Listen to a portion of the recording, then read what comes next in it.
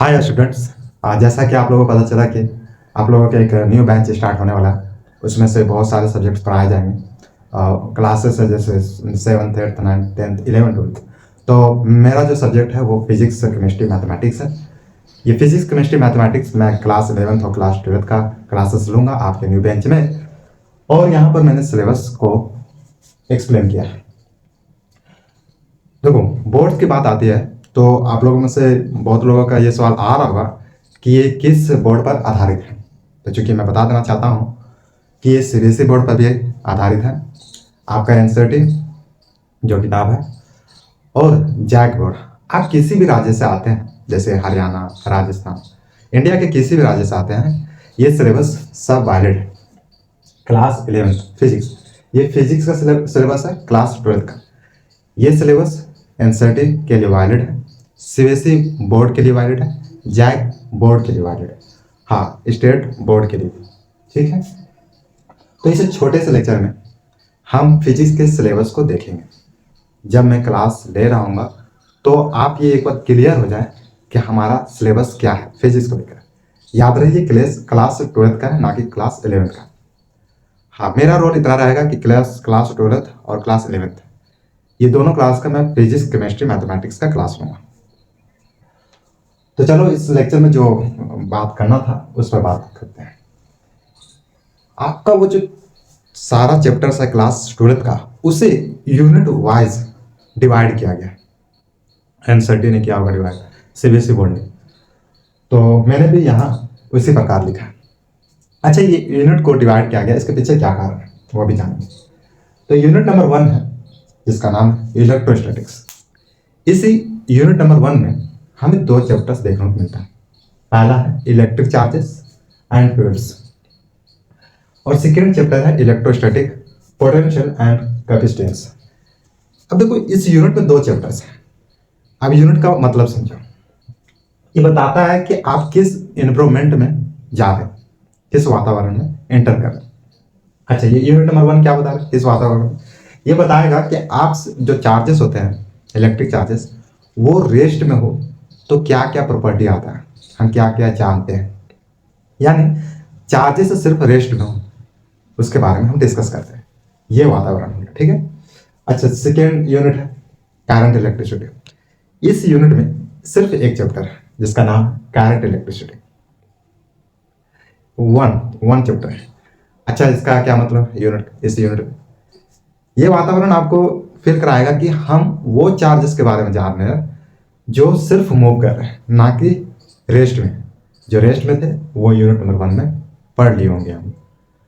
हाँ, जब unit number 2 में एंटर करेंगे तो जो चार्जेस है वो मूव कर रहे हैं उसके बारे में जानेंगे, उस प्रॉपर्टी को जानेंगे, ठीक है। फिर यूनिट नंबर 3 है जिसका नाम है magnetic effects of current and magnetism. इसमें 2 चैप्टर्स है, moving charges and magnetism. Fifth chapter है मैग्नेटिज्म एंड मैटर। इस यूनिट नंबर 3 में आप मैग्नेट से रिलेट करेंगे, मैग्नेट से रिलेटेड जानकारियां प्राप्त करेंगे। अच्छा, ये मूविंग चार्जेस मतलब चार्जेस मूव कर, यहाँ देखेंगे कि एक मैग्नेट फील्ड है, एक फील्ड है मैग्नेटिक फील्ड, वो क्रिएट हो रहा है। वो क्यों हो रहा है, किस कारण से हो रहा है, इस चैप्टर में बहुत कुछ जानने के लिए। लेकिन मैं ओवरऑल ये बता रहा हूँ कि मैग्नेट से रिलेट कर पाएंगे इस यूनिट से। अच्छा, ये यूनिट नंबर 3 में 2 चैप्टर्स हैं। यूनिट नंबर 4 जिसका नाम है electromagnetic induction and alternative current. आप alternative current, DC current, direct current, इस वर्ड से फैमिलियर होंगे क्लास 10th में। यहाँ पे सिर्फ बेसिक्स आएगा, फिर हम इसे विस्तार में पढ़ते हैं, है ना। इस यूनिट नंबर 4 में 2 चैप्टर्स है, इलेक्ट्रोमैग्नेटिक इंडक्शन और 7th चैप्टर है अल्टरनेटिव करंट। 2 चैप्टर्स इस यूनिट में पढ़ा जाएगा। यूनिट नंबर 5 में है इलेक्ट्रोमैग्नेटिक वेव्स, यानी जो इलेक्ट्रोमैग्नेटिक एक वेव क्रिएट करता है वो किस प्रकार का होता है। जब हम कार्टेशियन प्लेन पर ड्रॉ करते हैं किस प्रकार का फिगर मिलता है, क्या पैराबोलिक मिलता है या स्ट्रेट लाइन मिलता है। हमें पैराबोलिक फिगर मिलता है, जैसा साइन कोसाइन का फिगर होता है ना, वैसा ही होता है। तो उसे हम डिटेल्स में जानेंगे। तो इस यूनिट में भी सिर्फ एक चैप्टर है जिसका नाम है इलेक्ट्रोमैग्नेटिक वेव्स। तो इस पार्ट में देखा आपने कि यूनिट नंबर 5 है और चैप्टर्स कितने हैं, 8 है। यानी टोटल हमारे पास चैप्टर जो क्लास 12th में फिजिक्स का आता है वो 14 चैप्टर्स है, 14 चैप्टर्स है। 8 मैंने यहाँ बता दिया है। फिर आपका 6th यूनिट आता है जिसका नाम है ऑप्टिक्स। आप यहाँ पर रिफ्लेक्शन, लाइट्स वगैरह उससे रिलेट करेंगे। रे ऑप्टिक्स जानेंगे। 9th चैप्टर हमारा ray optics and optical instruments, कुछ इंस्ट्रूमेंट्स होते हैं। फिर 10th है हमारा वेव ऑप्टिक्स, यानी हाँ लाइट का भी अपना खुद का वेव होता है, जैसे इलेक्ट्रोमैग्नेटिक का वेव होता है उसी प्रकार लाइट का भी अपना वेव होता है। तो इस यूनिट नंबर 6 में आप ज़्यादा चीज़ें जो रिलेट कर पाएंगे वो मैग्नेट से नहीं बल्कि लाइट से रिलेट करेंगे। फिर हमारा unit number 7 dual nature of radiation and matter. दो प्रकार का नेचर, डुअल मतलब दो प्रकार का नेचर। किसका नेचर? रेडिएशन का। फिर हम मैटर का देखेंगे, यानी लिक्विड्स, सॉलिड और गैसेस, ये तीनों का देखेंगे नेचर। याद रहे रेडिएशन का नेचर। इस यूनिट नंबर 7 में सिर्फ आपका एक ही चैप्टर है, same dual nature of radiation and matter. फिर यूनिट नंबर 8 में जिसका नाम है atoms and nuclei, 12th chapter हमारा रहेगा एटम्स। इस चैप्टर में हम पूरा एटम्स को लेकर पढ़ेंगे, एटम्स के स्ट्रक्चर के बारे में जानेंगे, एटम के अंदर जो भी कुछ हलचल वगैरह होता है उसमें जो स्पीड वगैरह घटता है बढ़ता है वो सब देखेंगे एटम्स के चैप्टर में, और एटम्स के आउटसाइड एरिया में क्या क्या हो रहा है उसके बारे में जानेंगे।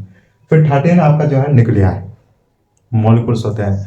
हाँ आपको तो पता होगा कि एटम के अंदर एक सेंटर बनता है, उस सेंटर में न्यूट्रॉन्स, प्रोटॉन्स और इलेक्ट्रॉन जो रहते हैं वो न्यूक्लियाई के आउटसाइड रहते हैं, है ना। तो ये आपको बात पता होती है कब? इसको पढ़ाया जाता है क्लास 9th में, क्लास 9th। फिर इससे थोड़ा सा और विस्तार पढ़ते हैं क्लास 10th में, लेकिन इसमें क्या है आपको थोड़ा सा विस्तार पढ़ना है बस।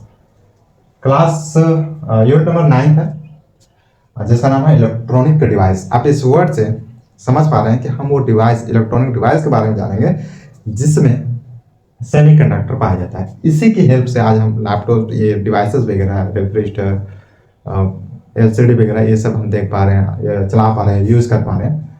कारण है सेमीकंडक्टर, उसमें सेमीकंडक्टर पाया जाता है। हम इसे डिटेल से पढ़ेंगे क्या कारण है, वो अपने आप किस प्रकार वर्क करता है, वो जब हम बटन क्लिक करते हैं तो ऑन हो जाता है, ऑफ हो जाता है, उसके पीछे का क्या कारण है, इस चैप्टर में आपको आंसर मिल जाएगा। सेमीकंडक्टर इलेक्ट्रॉनिक्स, इसके अंदर पढ़ेंगे मटेरियल्स, डिवाइसेस और सिंपल सर्किट्स के बारे में। तो टोटल हमारा यूनिट है वो 9 यूनिट्स है। यूनिट कितना है? यूनिट है वो 9, नंबर ऑफ यूनिट्स है वो है 9 एंड टोटल चैप्टर्स है वो है 40, है ना। ये हम देख चुके हैं 9 यूनिट्स और 14 चैप्टर्स। ये आपका सिलेबस था क्लास 12th का फिजिक्स का। हाँ पूरे मन लगाकर हम इसे कंप्लीट करेंगे जब तक एग्जाम ना आ जाए। पहले हम लोग कॉन्सेप्ट पे पढ़ेंगे, फिर उसके बाद डेरिवेशन, कुछ डेरिवेशन आते हैं आपके एग्जाम में। फिर हम न्यूमेरिकल्स देखेंगे, शॉर्ट हो, मिडिल लॉन्ग हो या पूरा लॉन्ग हो, हम सब प्रकार का क्वेश्चन देखेंगे। एक बार कॉन्सेप्ट क्लियर हो जाए, बेसिक क्लियर हो जाए, फिर डेरिवेशन आपको लॉजिक देगा, इक्वेशन देगा, फिर हम उस इक्वेशन पर बेस्ड न्यूमेरिकल्स बनाएंगे, है ना। ये हमारा जर्नी होने वाला है आपके न्यू बेंच का। This was complete syllabus of your physics.